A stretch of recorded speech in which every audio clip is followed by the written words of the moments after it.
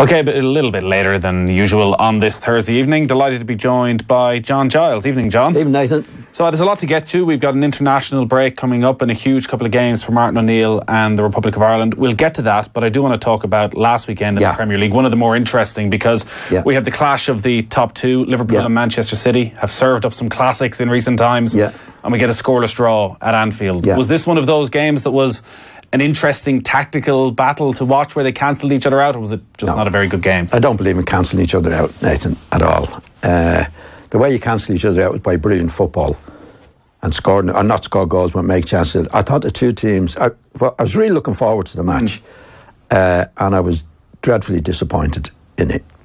Both teams thought City were unbelievably nervous, that I thought I'd never see from a Guardiola team. But I thought his attitude was wherever we play, whatever we do, we go out and we impose ourselves on the opposition. Like last year at Liverpool, it didn't work. For one reason or another, they didn't play well, Liverpool well. But from the start, and I think the history of the results over the years got to the team and to him. You know, because when they went down, they didn't play. They didn't play at all.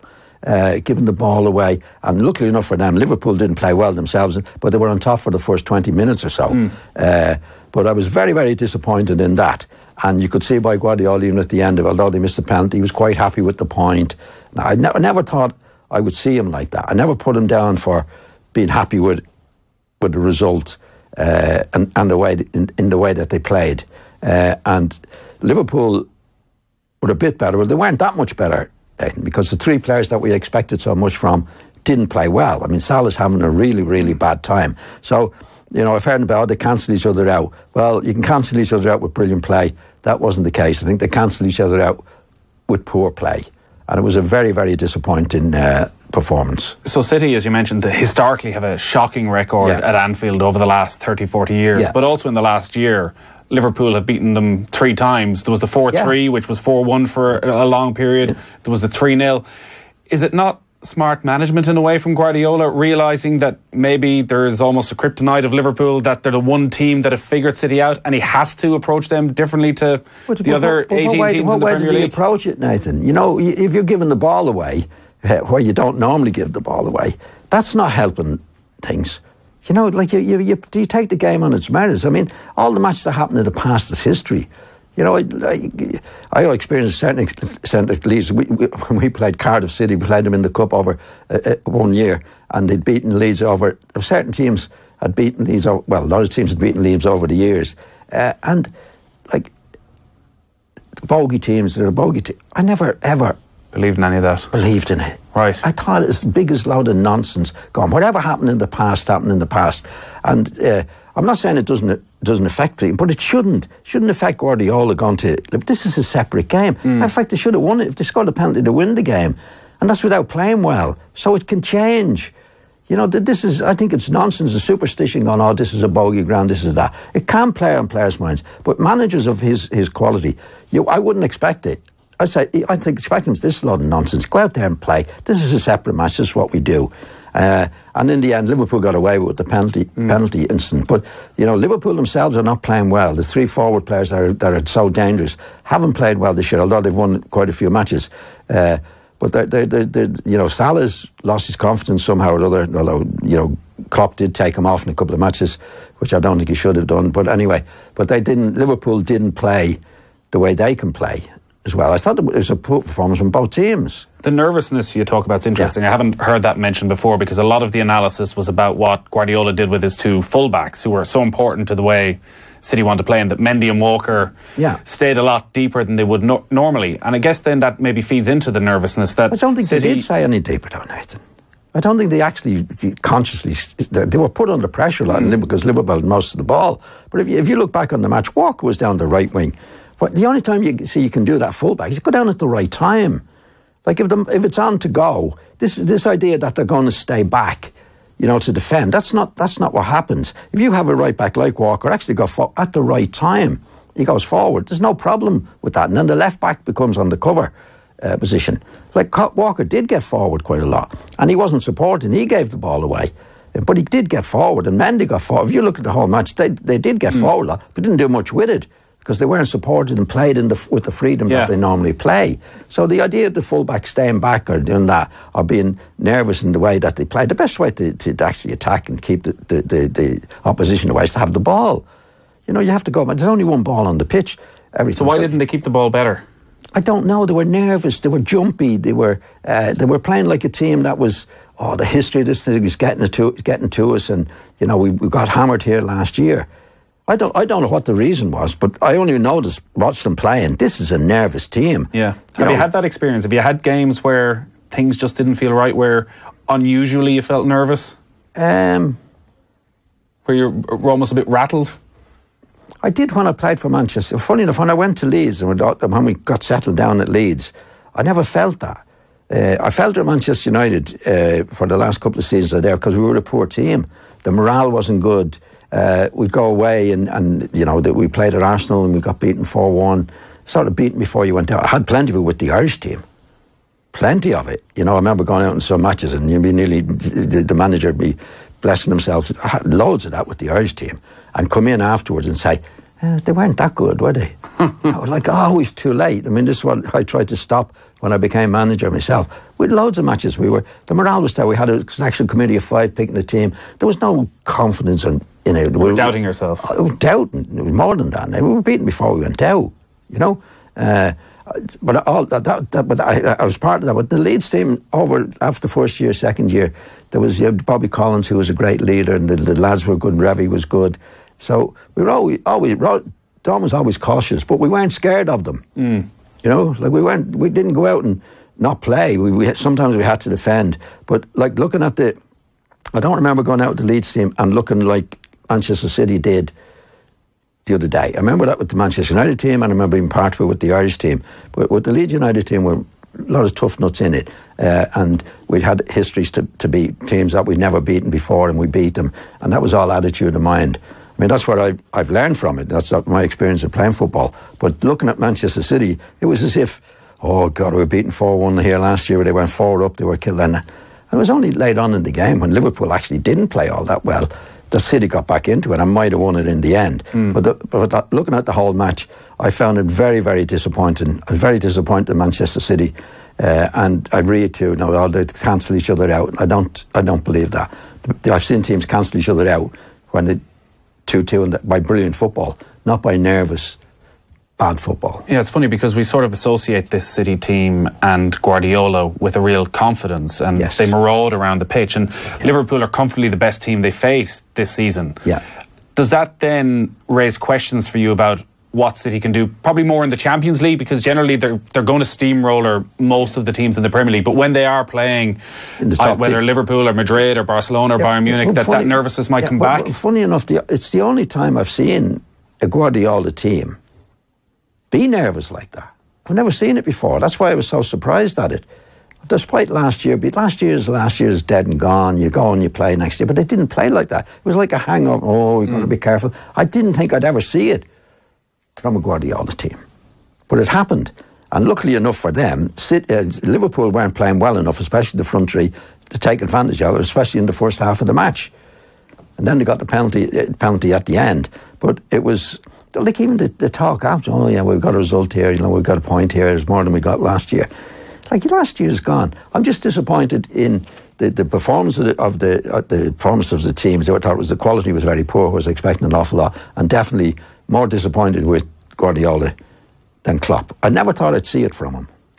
I was at the game on Sunday, and it was noticeable in the warm-up. Mo Salah didn't look like a striker, even in the warm-up, who'd scored 44 goals last year. Everything just looked slightly off, and you did wonder, you know, you can never read too much into what's happening when they're shooting into a goalkeeper who's ready for the shot from 20 yards out again and again and again. But there never seemed to be a good connection. He seemed to scuff things, and he just seemed to drop his head from time to time. But how do you get out of it? If you're a Liverpool supporter watching that, and Salah is so important to what you want to achieve, what does Klopp do with him? Well, first of all, the manager can only do so much with a player. The player has to do it for himself. I mean, this is the comment that Mourinho made about Pogba when he said about manager. He said, well, first of all, the manager has to do the best for himself, get the best out of himself. And, like, I'm only guessing now, because you can't look into anybody's head. But what we do see is not... The great thing about football, whatever is the fault manifests on the pitch. We can all see it. You can't hide it. And at the moment, he's not playing well.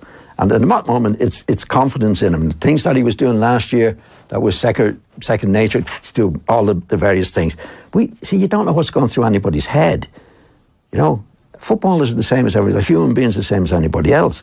I don't know him. I don't know him at all. But I've seen it with players in the past myself. Somebody has a great season. The pressure before they even start is on them. You know, I've seen expectation now. Especially goal scorers. The goal scorers have to relax. They have to have the confidence. They have to have a certain thing about them. Like I mentioned Jimmy Greaves to you. I know I go back over the old days. Jimmy Greaves had it. Some you win, some you lose. You know, I'll get the next one. He wouldn't even think about it. Didn't weigh in his mind. The second the chance was gone, Jimmy Greaves was doing it for 15 years. You know what I mean? And Jimmy Greaves, like, if you look at his goal scoring, like Alan Shearer got the most goals in the Premiership. Jimmy Greaves scored 50 goals more than Alan Shearer before the records were written out. And not him, Alan Clark, who played with at Leeds, arrogant bugger. You know, and Mick Jones was a sensitive lad. Like, if Mick Jones, I'm only giving an example. Yeah. If Mick Jones, if he said, come on, Mick, he'd get worse. Like you said, Alan, I missed the chance. Come on, Alan. Tell you to F off. Right? But he scored. If he had a chance, he was going to score the next one. Mick wouldn't. So you don't know what's going through anybody's head. Here's Salah after a great season, 44 goals. Now the pressure's on him again. Is he going to score 40? If he doesn't score 44 goals this year, he's having a poor season. Now, I'm only guessing, but this is what goes through players' heads, particularly strikers. If their confidence goes a little bit, Nathan, it's gone a lot. Like in a minute, if I played in the middle of the field, if I gave a bad pass, it didn't mean that much. You didn't want to do it. But somebody missing a chance, it tells on them. Might have 80 passes in a game. They might, I've seen lads say, I don't want the next chance. They'd stay out of the box. But I don't know what's going through Salah's head. But there's something. It doesn't seem like he's hiding away yet. That he still wants to be in and around the area. He still wants to be in dangerous positions. He has to be in and around there. You know what I mean? You'd see the great thing about it, you'd see him hiding. You'd see him hiding, but you can't see what's going through his head. You know. But what we do see is not knocking the chances in, he's knocking them a long way. So I don't know, but it's usually put down as a lack of confidence. Now, I don't think Klopp did him any favours in the first few matches where he subbed him a couple of times. I think that's the worst thing you can do for anybody whose confidence is a bit low anyway. And the second time he started, he wasn't pleased about it, you know, because when you're taken off as a professional footballer, actually, Nathan, you're being humiliated in front of 50,000 people. That's what you feel like. And nobody likes it. Nobody likes it. So when he was taken off in a couple of matches, Salah, he would really feel bad about this. He knows he's not playing well. And here now he's being humiliated in front of... Is it that extreme? Is totally, the feeling that you get? Totally. Terrible. Terrible. I was very lucky. I wasn't substituted very often. But I was playing, I came back after an injury and we were playing at Bristol in a match. And for the first time, Don substituted me. I felt awful. You have to feel bad. You're being subbed, Nathan. You know, like we've all taken for granted now. The players being subbed, we're used to it. But when it's the individual, because what you're being told is we can do better without you. Somebody else. Or somebody else coming on the pitch. That's what you're being told. Yeah. And nobody likes it. You know, you see most of the players come out and they're thrown some of them come off okay. But Salah scored 44 goals last year. And now, after 10 matches into the season, the manager's saying off because I think somebody else can do better than you. I think Klopp slipped up on that with him. Because, see, we don't know Salah. You don't know him, do you? I don't know him. I haven't a clue what he's like. I don't know whether he's strong-minded, whether he isn't strong-minded, whether he can take or he can't. Don't know. Yeah. But what we're seeing at the moment is not good. So there's a problem for him, you know? Yeah. Problem for Liverpool. And I guess that's the difficulty for Klopp. That's management, is figuring out whether taking Mo Salah off gets the right reaction or whether actually it just digs away a little bit more of that confidence. You should know him, though, you know, because you know, I've played with players where some of them hard nuts, you know, hard-skinned.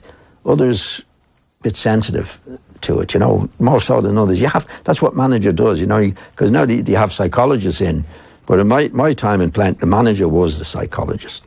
You know, whether they needed a hard bit, a soft bit, and everything else. See, Clough was good like that. I mean, you hear Martin O'Neill talking about him. He'd give Martin a hard time, and he'd put his arm around John Robertson or whoever you had to do it. You know, it's getting the best out of players, and everybody's different. Some can take it. Some are hard and couldn't care less. Other lies are sensitive lads on. You don't know. Yeah. But at the moment, it's not working for Salah, and it's certainly not working for the front three at Liverpool. We'll get on to Martin O'Neill and some of those issues that you've just been talking about in a moment, but I just want to mention Manchester United. So 2-0 down at home against Newcastle. Yeah. It looked as though the end was nigh for Jose Mourinho, and they turn it around. Alexis Sanchez scores that injury time winner. It was a bizarre game. There were many bizarre formations and selections as the game went on for Manchester United. Did Jose Mourinho find something in that second half? I'm only reading about it, Nathan, and I think, looking back on this could be a bad day for Mourinho. Why? Because the talk we heard was the players had a big say at half-time. Pogba had a big say at half-time of what we would do, what we wouldn't do, and that's not Mourinho. Mourinho and top managers don't let that happen, Nathan. They don't let the players, they're in command of it. Now, if they got away with it, right, I think it's a bad thing that happened to them, because what the players are going to say, we'll say the same next time. We said I had to say last time and we won. Now, I think at half-time, it gives the players an opportunity or a right to say, I think this is wrong, boss, we should be doing this, we should be doing that. And from what I can gather of the thing, Mourinho went along with it. And they get a result, right? So you think the players will be emboldened now that... Totally. I think it's losing control of the players when you do that. You have to. I mean, I need to manage the top manager. I say, what are you talking about? I'll tell you what to do. Like, I remember last year Mourinho when he was at Chelsea, and somebody said one time to him, I see John Terry is the big influence in the dressing room. He said, no, he's not. I'm the big influence in the dressing room. Now, if we take what we read and to get the result it did, it wasn't him in the dressing room. And from what I can gather, I believe it, that Pogba said something, we should be playing this, we should be back there, we should be back there. And see, when players do that, Nathan, what they want to do then when they go in the second half is to prove themselves right. Right? So you get the effort. That's okay for the half because they won the match. But I think it's weakened Mourinho's position. There's no way as a manager of embracing that and that collective that came together at half-time? Yeah, for every match. For every match. Can you not take that forward? Is there not a way of... No, it doesn't work that way, Nathan. The manager has to be in charge. When you open that to the dressing room, now you get anarchy. Because all players have a different view of what they want. Defenders will want to do it in a certain way. You know, they'll want 10 players back. The forwards will want more players attacking. That's what managers do. That's what the great managers, they dominate the situation. They dominate all the players. This is what I want you to do. Right? I remember, like Don used to say, okay, you don't agree with me. Do what you want when you become a manager. But when I'm the manager here, you do what I want. This is what you do. You know, because I saw the dressing room last time when I was at Manchester United, where we had a bad season, and I was part of the dressing room, and Matt did lose it a bit. But at the start of the next season, boom, he clamped down straight away. I don't want any of this nonsense. Why did he lose it? How did he lose the dressing room? Because it becomes an anarchy. Joe Bloggs thinks that way. Joe Bloggs, nobody plays. That's why you have a manager. The manager knits them all together. They all have. They can all say what they want to say in a team talk when the manager invites it. They say, right, now you've all had your say, like I said with Don, that this is what we do. This is what I want to do. See, this is what made Clough a great manager. Clough was an arrogant so-and-so. But he dominated everybody. Wouldn't listen to anybody. Like we were joking beforehand, his thing was we've been having an argument. So, well, we've had our discussion, and we both agree I'm right. Like he wouldn't even have a discussion. Do you know what I'm saying? Yeah. And Mourinho, at his best over the years, I guarantee you, he didn't have any discussions. Now he comes to 2-0 down, and the players now feel they have a right to do it, and he has to listen. And he listened, and they won. This is going to be a bad thing for him in the long run. All right. So you mentioned Brian Clough. One of his disciples is Martin O'Neill, who seems to bring those learnings from 30, 40 years ago with him into the current Republic of Ireland camp. The last two competitive games have been pretty much humiliation for Ireland against Wales and Denmark. They've Wales and Denmark coming up twice in the space of 5 days. Again, though, it's sort of off the pitch conversations and little controversies bubbling under already again this week. We had James McLean out in front of the media. So Harry Arter has returned. There were clear the air talks with Roy Keane. He's back, and it seems all is rosy in the camp. James McLean comes out and says that, well, Arthur shouldn't have stayed away the last time, that, you know, you'd have to put a gun to my head to keep me away from playing Ireland. Yeah, well, that was his opinion. You know, but what's happened, like in the comments that we've heard from McLean, is that Arthur has come out the bad guy. He thinks he shouldn't have done it. He should have played. But where's Roy Keane come into it? Right? Arthur didn't start all this row. It was Roy Keane started the row, verbally abused him, and well, that's why he stayed out. So Arthur, all of a sudden now, by McLean's comments, is the bad guy for not turning up. And why did he not turn up? That McLean, the way McLean is talking, well, you know, in my day, like you had to take all the stick that you... Okay, I came across that as well. But this wasn't a football matter that Arthur was approach that he stayed away. This was the assistant manager verbally abusing him. Does McLean not coming out though not suggest that actually the feeling within the squad is that what Roy Keane did or what Roy Keane said wasn't that bad, that it shouldn't have been enough to force Harry Arthur out of the squad? Well, it doesn't matter what the others think. It's Harry Arthur's the one that's to blame. And I believe the comments that were supposed to have been made, Nathan, now you read them as well. I mean, that nothing to do with football. Questioning his fitness. Well, he was questioning his character. Anyways, you were always injured or whatever. On all your so-and-so this and your so-and-so that. And so what McLean is saying, in his day, he came across coaches who, and the lads of today are a bit soft and that. But I don't think he had anybody, assistant manager, coming up to him and accusing him of being injured all the time and all the various things. It's apples and oranges. Like, McLean is a good lad, and I like him. I like his attitude playing. He said he would wear the green shirt all the time. That's his opinion. It doesn't mean he's right and Arthur's wrong. But what's come out of it, Arthur did nothing wrong, as far as I could see, in this particular issue with the assistant manager, except to say, look, I can't stand for that, and I'm not going to turn up for the next match. So I think McLean is getting it mixed up. He would have turned up for the next match, but he didn't. He wasn't at the end of the verbal abuse. Sure. He's talking about a different situation altogether. The other different situation was years ago. The coach would have said, "What do you think you're doing?" and give him a rollicking and all that. This wasn't a football matter that Arthur was objecting to. This was a personal matter that he felt was absolutely wrong, and it was bad behaviour from the assistant manager. That's been written out of it now, and I think it's wrong. I think it's unfair on Arthur to be put in that position. And I think McLean should be a little bit more careful about what he says at times. There's a lot of injuries again for Martin O'Neill to deal with. Seamus Coleman is missing from this game. Robbie Brady is out. Shane Long is still a bit of a doubt heading into the match, and a whole host of other minor problems as well. Like Brian Kerr was making a point at the weekend that because Ireland had suffered two such heavy defeats, that the automatic reaction as a footballer is that you don't let that happen again, that regardless of what happens over the next few games, this won't be another 4-1 and a 5-1, that you dig in, you get a little bit tighter. Yeah. Is that what you'd expect, that these will be two close games that Ireland may not win, but that there'll certainly be a bit more structure, a bit more cohesiveness about the performances? Well, you would hope so. It doesn't always happen to be the case, Nathan. First of all, there's going to be quite a few changes from the players that played. Hopefully, you know, players that would have been in the team in the two matches would come back, and that would immediately strengthen the team for a better performance. But you know, you can't guarantee anything. You see, if we talk that way, that they got, does it take two hidings to get a reaction? To get a reaction, you know, these are international matches, and these are competitive matches. So, you shouldn't need a hiding to get a reaction. You're a professional footballer. You go out there to stop these hidings, that you don't need a reaction.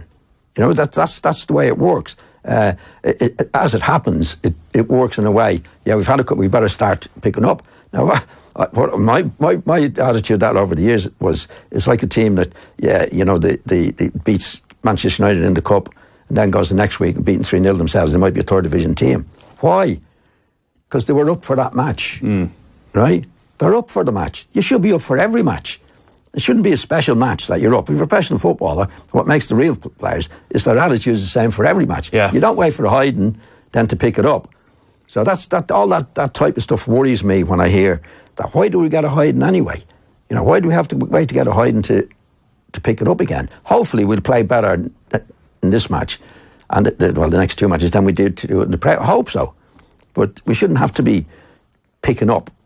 Now, I know we're going to do a few weakened players, a few players that were weakened, and hopefully with better players. But that ability to raise your performance, which Irish teams have sort of become known for down the years, is that reflective of the level that they're playing in, week out? That their top level would be good enough for maybe a Champions League side, but they just don't have that consistency in them. See, there's a different thing here, Nathan. You're talking about international matches, which you have every so often. Like I was talking about, say, league matches where you're playing week in and week out, and I've seen them up their game for it and then down the game. For the Irish matches, like the international matches only ever so often. So what you're entitled to do then, because it's not a club, raise. In other words, your performance for the international team, right, as a collection, is better than your individual performance for your club team. So the Irish teams, generally speaking, the attitude of the Irish teams over the years has been brilliant. I've never seen an Irish team didn't do the best they could. Sometimes we weren't good enough. A lot of times we weren't good enough. Even in Cardiff a month ago, that was the best they could have done. Well, it was a very poor team. I think you'd have to look at the setup. The setup of the team wasn't great. You have to go back to the manager as well. But it was a poor team, Nathan. We had a lot of young lads coming into the team. We had 5 or 6 players missing, whatever it might be. And I don't think it was for a lack of effort. Right. On it.